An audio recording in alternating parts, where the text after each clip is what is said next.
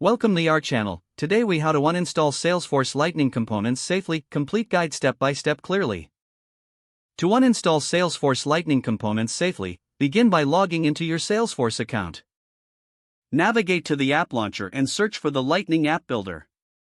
Select the Lightning app builder from the results. Locate the specific app that contains the component you wish to uninstall. Click on the app to open it in the builder.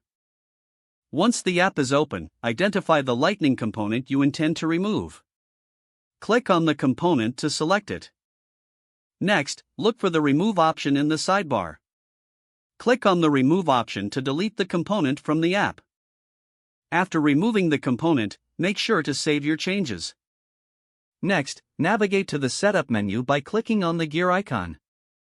In Setup, enter Installed Packages in the Quick Find box.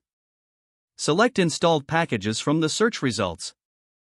Locate the package that contains the Lightning component you have uninstalled. Click on the name of the package to view its details. Within the package details, scroll down to find the Components section. Review the list of components to confirm that the unwanted component is no longer in use. If it is safe to do so, click on the Uninstall button for the package. Follow the prompts to complete the uninstallation process. Once the uninstallation is complete, return to the Lightning app builder. Confirm that the component has been successfully removed from all apps. It is advisable to test your applications to ensure they function correctly without the uninstalled component. Finally, monitor for any issues that may arise post-uninstallation. This ensures a smooth transition away from the uninstalled component. Always keep documentation of changes for future reference. If the page does not load, refresh the browser or try again in a private or incognito window. Make sure you are using the correct email address, then retype it carefully to avoid small typos.